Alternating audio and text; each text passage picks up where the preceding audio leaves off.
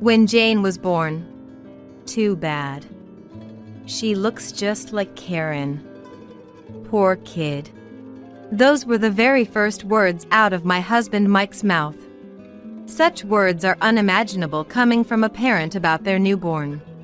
From the beginning, it seems Mike was only after the money. As I struggled with parenting like it was someone else's problem, he would say, "Taking care of a baby is hard, huh?" And just watch me while drinking his beer. To this day, Mike has shown no interest in parenting. A useless partner who doesn't help with childcare deserves a divorce. And pay up $50,000 in compensation. Mike is laughing loudly with Emma. I've never felt such anger trembling through me before. What does he think children are? I will never hand over Jane to such a man. He can keep running from reality, seeking the easier path, and being spoiled. The world won't bend to your wishes. Sorry to burst your bubble of feeling like you're in heaven, but I'm going to make sure you face your hell. My name is Karen, a 43-year-old housewife. I live with my husband Mike and our daughter born 2 years ago. I met Mike at a friend's wedding reception 3 years ago. I work as a novelist, though modestly. Being introverted due to my profession's solitary nature, I felt somewhat intimidated by the casual atmosphere of the after-party, unlike the formal reception. While I was sneaking out to the exit. "Are you leaving?" That's how Mike, who would later become my husband, approached me. My first impression of Mike was that he seemed surprisingly sincere. It turns out, Mike also couldn't fit into the after-party vibe and was bored. That encounter led us to start communicating, and before we knew it, we were in a relationship. Being with him, I realized Mike seemed a bit naive or detached from worldly matters. One day, "My parents are telling me it's time to be independent since I lived abroad. It's understandable, but I'm still scared. I'm not used to life here yet," Mike said. Mike was younger than me, but already 35 years old, a fully grown adult. Despite having lived abroad, I wondered if he was being too dependent. However, Mike's innocence and cluelessness stirred my maternal instincts enough to invite him to move into my home. And we started living together. My house is built as a duplex, with the first floor as my workspace and the second as our living space. When Mike had gotten used to my home, Dad said he'd give us $5,000 if we had a kid. "So, Karen, let's get married," he proposed so casually. With almost no experience in love, I wondered if this was normal and accepted his proposal. Eventually, I became pregnant. Being pregnant at 40, there were many things I had to be careful about. As my long-running novel series was concluding, I decided to take a break from work for Mike and our baby. 2 years have passed since Jane was born. Jane, entering her terrible twos, started to cry and say no to everything. I saw it as part of her growth, trying everything possible to appease her. "Karen, Jane's being too loud, I can't sleep. Make her quiet, will you?" Mike appeared in the living room, saying so. It was just past 8 p.m. Mike said he had been out drinking with his company last night and went straight to work, hence his exhaustion. "Sorry, I think she'll settle down soon." While I had the urge to blame Mike for not coming home and instead going out drinking, calming Jane was my priority. If Jane settles down, Mike will be satisfied, too. "Must be nice for you, Karen, not working, just staying at home doing housework and childcare. Meanwhile, I'm slaving away every day." Saying so, Mike went back to the bedroom. Where he got that line, I don't know, but it's become Mike's recent catchphrase. I'm tired of hearing what sounds like a scripted line from a father who doesn't participate in parenting. When I got pregnant, Mike was overjoyed. "Yes! Karen, we did it! Now he'll get $5,000. As much as I didn't want to hear it, Mike immediately informed his parents about the pregnancy and seemed to have received the $5,000. He was as happy as if he'd been given a bonus, but one would think this money from the in-laws was meant as a congratulation. Normally, one would expect money like this to be spent on things for the child, like clothes or milk, but Mike didn't hesitate to put it straight into his pocket. Even so, I made sure to prepare a return gift for my in-laws with my own money and sent it. Mike, for better or worse, is naive and lacks common sense. Additionally, it seems he's significantly lacking the skill to consider others' feelings. The very first words he said when Jane was born were, "Too bad. She looks just like Karen. Poor kid." It's hard to believe these are words one would say about their newborn. Really, was Mike's initial goal just the $5,000 from the start? He just watched me struggle with childcare, like it was someone else's problem, saying, "Taking care of a baby is hard, huh?" And from then until today, Mike has shown no interest in childcare. One day, I absolutely had to meet with someone for work. Though I was on leave, the publisher had requested a meeting to prepare for my return. I was on the phone asking my parents to look after Jane. Mike, hearing this, said, "Huh? Who's this NEET meeting? Don't you think it's cruel to leave the kid and go somewhere? Terrible mom. The worst. This is what being an unfit mother is." It was a harsh accusation. Even I couldn't help but retort to Mike's comment. "Then, would you mind looking after Jane? I'm sure she'd rather be with Dad than go to my parents." Mike blatantly grimaced at the suggestion. "Are you kidding me? Why should I have to spend time with the kid? I'm busy. I don't have time to entertain a child." Busy, probably just going to the casino. Disgusted by Mike's words, I decided to stick to my original plan and leave Jane with my parents. My parents live a bit far, so my dad would come by car to pick her up. However, because my dad always ends up drinking during the day, we have to go pick her up ourselves when it's time to bring her back. After finishing the meeting in the evening, I was getting ready to go pick up Jane. Unexpectedly, Mike showed up in the living room. Probably because he lost early at the casino and ran out of money. I said, "Good timing. I'm about to go pick up Jane. Could you drive me?" I thought the least he could do as a father was to help out. But, as expected, Mike's response was, "No. It's a hassle." Since I was expecting this, I was about to leave without feeling disappointed. Then, surprisingly, Mike said, "Fine, I'll drive." For a moment, I doubted my ears, but seeing Mike heading to the parking lot with the car keys, I felt for the first time that he might have some awareness as a father. I was filled with a small sense of joy, which shattered the moment we got in the car and closed the door. "I'll drive, but give me $300. Mike said, holding out his hand. So this was his real intention. My heart sank. Once in the car, I couldn't refuse. Jane was waiting at my parents' house. I had no choice but to hand over the $300. "Thanks. Just a bit more and I would have one for sure. Leave it to me, I'll win." He started the car almost as if he was about to hum a tune. Looking back, maybe it was a mistake to ask Mike to drive. We spent the ride in silence without much conversation. As we were a few miles from my parents' house, Mike's mobile phone rang. He picked it up and started checking the message that had arrived. "Mike, that's dangerous. Stop the car and then check," I said, but Mike continued to look at his phone while driving.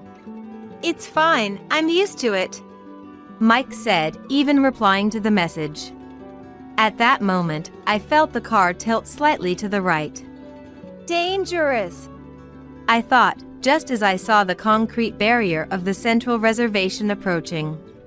Mike hastily turned the wheel. The car stopped with a loud noise. I remember feeling the pressure of the airbag. Hearing sirens in the distance, my consciousness faded. When I came to, I was in a hospital bed. I tried moving a bit. Ouch. A pain ran through my body like numbness. I honestly thought it was the end. When the car crashed into the central reservation. I wonder how Jane is doing. Is she safely at my parents' house? I hope Mike hasn't done anything strange. Speaking of which, what happened to Mike? As I was wondering, are you looking for your husband? A woman spoke to me. When I looked towards the voice, there was a woman in the hospital room. You're the new contact from the publisher for today's meeting. Yes, this woman was the new contact from the publishing house I met with today. Her name was Mary, if I remember correctly. Karen, your husband had only minor injuries, so after receiving treatment and tests, he went home. It's terrible, isn't it? Leaving the hospital without even showing his face in your room, especially with you in this condition. Mary seemed more frustrated than I was. It turns out she wanted to thank me for today's meeting and called me. But it was after the accident happened, so someone from the hospital explained the situation to her. I asked the hospital staff if they could tell me what happened to you.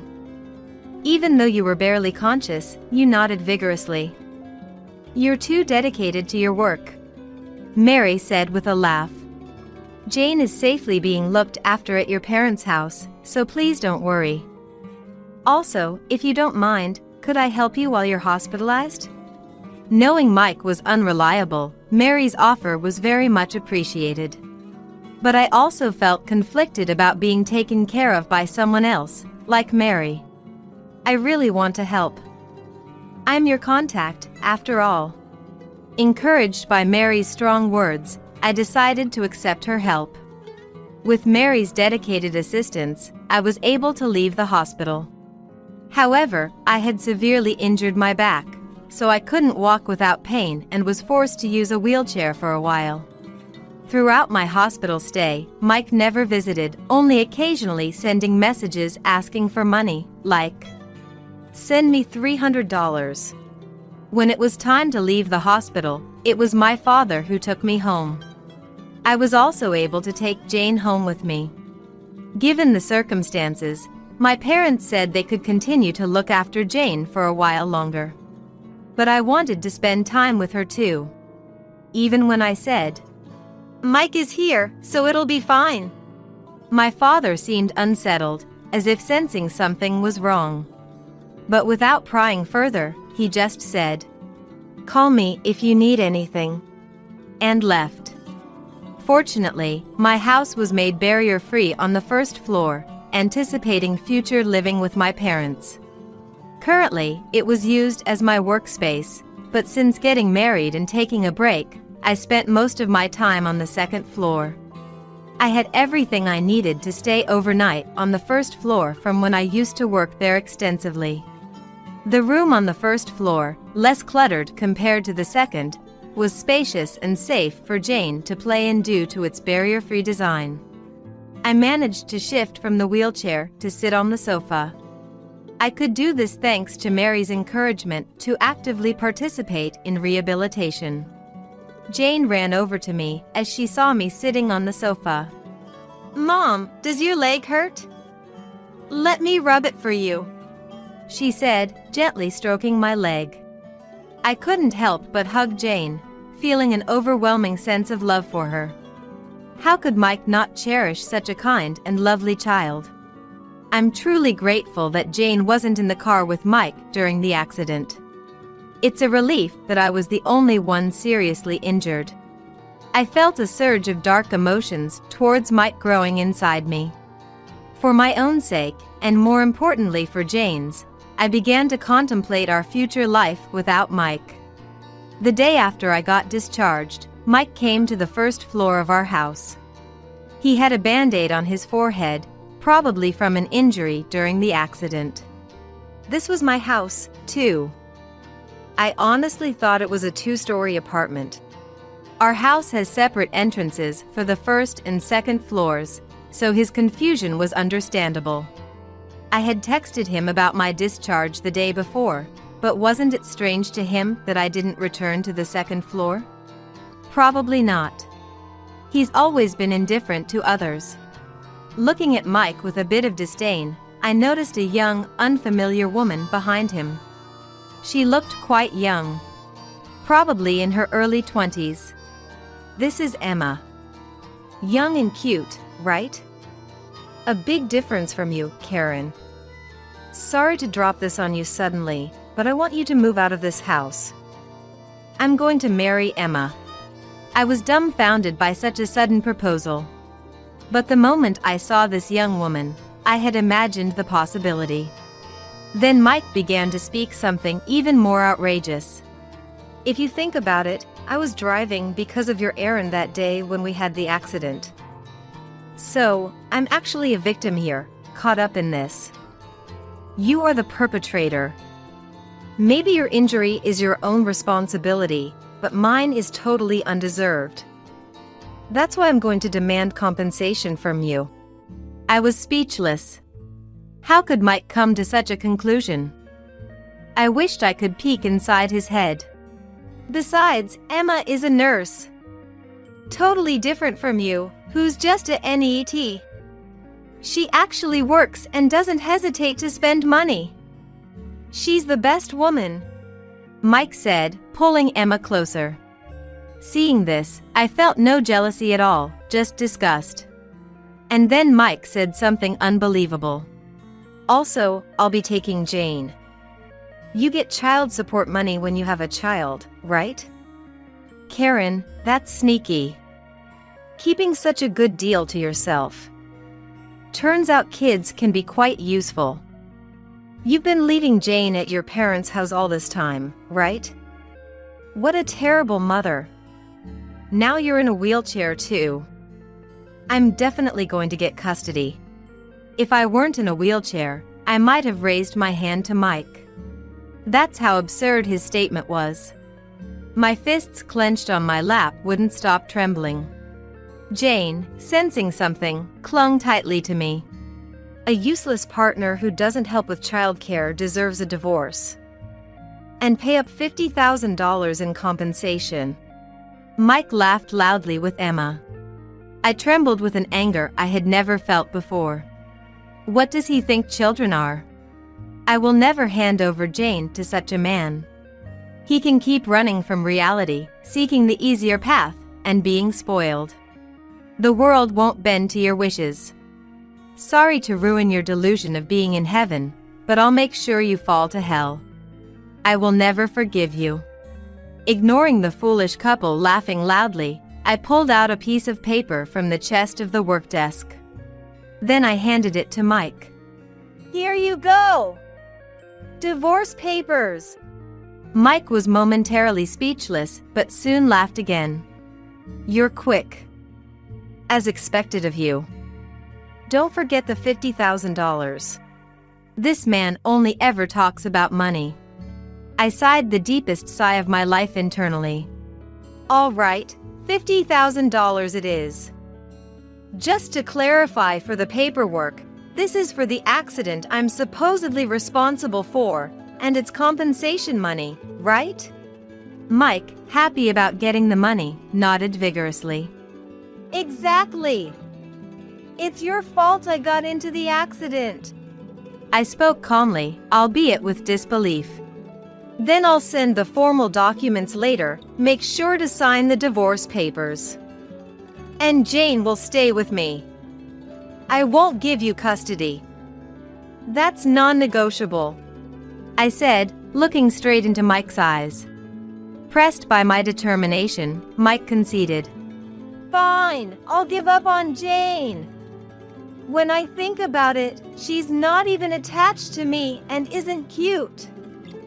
I didn't mention it, but Emma is pregnant. So, we don't need Jane. I'll get another $5,000 from Dad. Does he ever consider how his words might hurt Jane? Not wanting Jane to hear any more of Mike's harsh words, I encouraged her to go to the back room. Really, is this what you want? I asked Mike for a final confirmation. Of course, it's settled. Make sure to leave the house soon, Karen. And don't forget about the $50,000.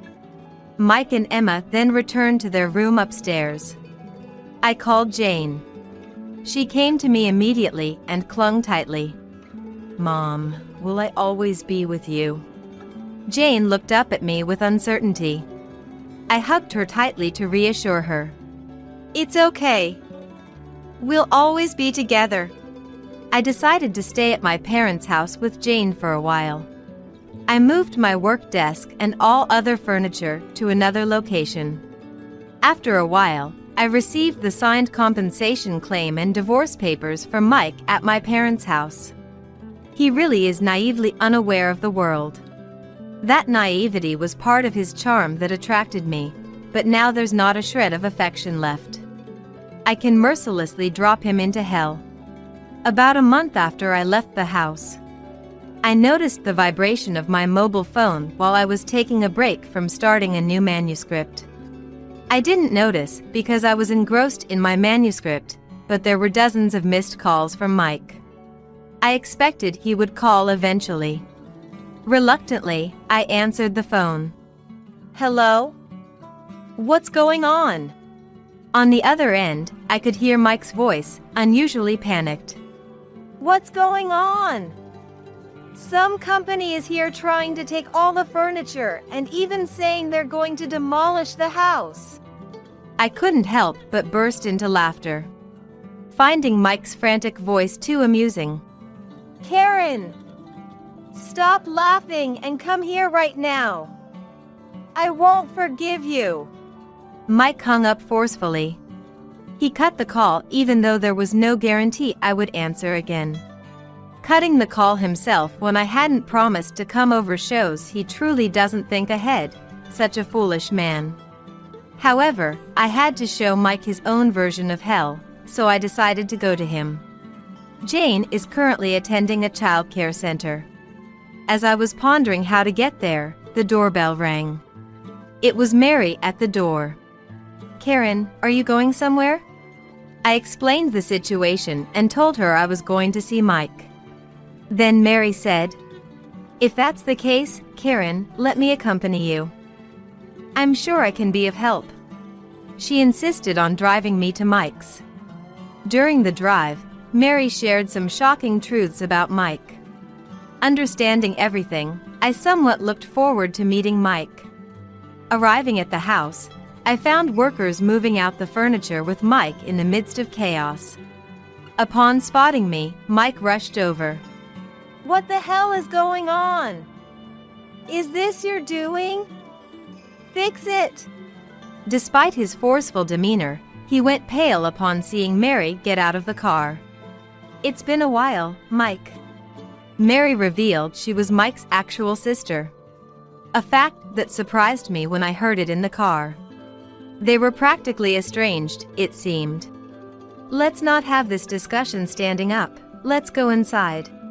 She suggested, and we moved into the first floor room. Mike, without uttering a word, just looked pale. Emma seemed puzzled by the situation.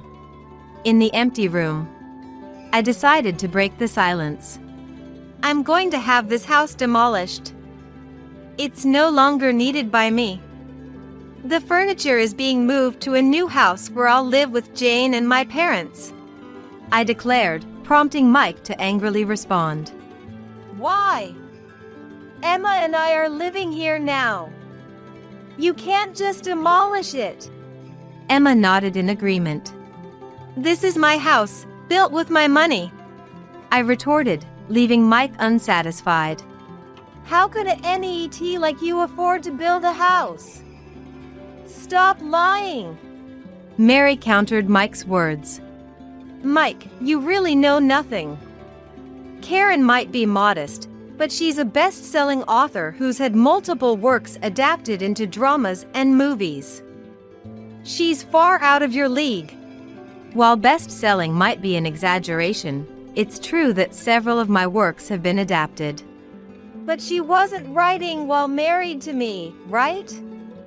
So she was still a NEET. Mike's argument was off point, as usual. Mary was stunned, but continued speaking. Have you been listening? Karen has written many works in the past. The more they sell, the more money she makes. That's called royalties. Mike seemed not to understand. Mike, income isn't just from salaries. I may not receive a salary, but I earn about $300,000 a year in royalties, I revealed, stunning Mike. He thought he no longer needed me after finding a younger, cute nurse, but the revelation of a $300,000 annual income made him react strongly. So, I get half of that in the divorce settlement, right? Awesome! That's $150,000 a year. His simplicity left me speechless. Mike, the royalties from my Single Days publications won't be divided with you, I informed him, leaving Mike dumbstruck. He should be thankful for even fantasizing about getting $150,000 for a moment. I decided to deliver the final blow. This house is also exempt from property division since I built it when I was single. The furniture is the same. Mike just moved into the house I was living in, so you'll only keep what you bought yourself. We're divorced, and I won't let strangers live in my house, so please leave soon. Mike once again wore a dissatisfied expression. He aggressively questioned where they were supposed to live then. I don't know. You have $50,000, so you should be able to find a place to live quickly, right? I said, causing Mike's expression to darken noticeably. The $50,000 is gone. I went on an overseas trip and played at the casino, and it quickly disappeared. Mike's habit of squandering money on gambling was typical of him. But there's absolutely no sympathy for such actions. But your current wife is a nurse, right? That's good. A wife with a steady income, I said with a laugh.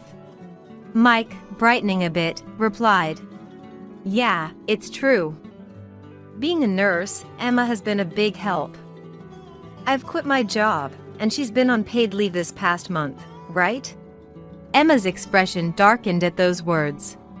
That woman isn't a nurse or anything of the sort. Mary interjected. Mike mentioned he got married again, so at Dad's request, I looked into Emma. You're unbelievable, Emma. Does Mike know everything? Emma shook her head slightly. You're a nurse, right? Making $4,000 a month, you said? Is that not true? It seemed Mike had been deceived by Emma, ignorant and unaware of the world as he was. Though it feels a bit pitiful, it's his own fault. It seems she did aspire to be a nurse, but apparently she lost her temper during her training, injuring a patient. The family kindly didn't press charges, opting for a settlement instead, but you've not paid a dime and ran away, right? That's the worst. Emma glared at Mary. And lately, you've been frequenting nightclubs, I hear. You've racked up a significant amount of debt. And you're running from that too. Hearing this, Mike's face went pale. Nightclubs? Debt? Emma, you're out of money. Didn't you take out a loan from a financial service recently? Just because you happen to be out of cash? I became your guarantor thinking you were a nurse. Emma retorted, as if justifying herself. You're the one who started acting like you had money, Mike. If I knew you were broke, I wouldn't have married you. It was a messy argument between the two of them. Both as bad as each other, yelling at each other loudly. "Excuse me for interrupting your argument, but..." I cut into the couple's mudslinging. "Since there seems to have been infidelity during the marriage, I'll be filing for compensation from both of you.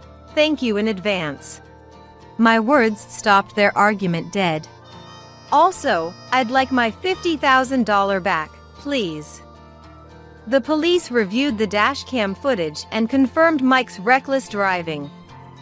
"I paid you $50,000 because you claimed it was my fault, but it wasn't, so please return it." Mike's face contorted more and more. The sight of an adult on the verge of tears was something to behold. "By the way, don't even think about running away. Of course, I plan to relentlessly pursue you, but Mary has also kindly informed the patient's family from the settlement, the nightclub, and the financial institutions you owe money to about your whereabouts. Everyone was relieved to hear you've been found." "How nice for you." Mike's face said it was anything but nice. And then, Emma finally broke down crying. Only Emma's sobs echoed through the house, now emptied of all belongings. "Mike is on his 7th marriage with Emma," Mary murmured while checking the manuscript. I nearly dropped my teacup in shock. The $5,000 given by Dad each time someone got pregnant was ostensibly a celebration, but really, it was more like an apology to the women. Mike misunderstood it as getting $5,000 each time a child was conceived. I hung my head, wondering how one could make such a misunderstanding. Mary had cut ties with Mike, unable to put up with his irresponsibility. "Sending Mike abroad was Dad's idea. He didn't cause trouble there due to supervision, but it's surprising he met Karen upon returning." It was a hard-to-believe story, but apparently, Mike has 6 children, including Jane. After each divorce, his family cleaned up his messes, but Emma was the last straw. And Emma wasn't even pregnant. It was a lie to get the $5,000. Emma's social media showed her drinking, smoking, and even bungee jumping overseas. Actually, Dad, myself, and even my husband are huge fans of Karen. So, when we heard Mike got married, we were really happy but also very worried. I'm sorry I didn't come forward as his sister immediately after the accident. I didn't want to be disliked. On behalf of Mike, I wanted to sincerely support Karen, hoping that being with Karen would change him for the better. But I ended up causing trouble, and for that, I am sorry. I hugged Mary tightly as she apologized. Mike had such a wonderful family. I wished he had realized their value sooner. "Mom, you're so good at walking." After a long period of rehabilitation, I could now walk slowly on my own. Mary still helps me with editing my work and takes care of things around me. Mike is now working off his debt under his father's supervision, alongside Emma. I'm living in a new duplex house, writing novels while living with my parents and Jane. "Mom, you're amazing. I love you." Jane kissed me on the cheek. I hugged her tightly in return. I have my beloved job and dear Jane. This is my heaven. I couldn't possibly wish for more, feeling as content as I do now.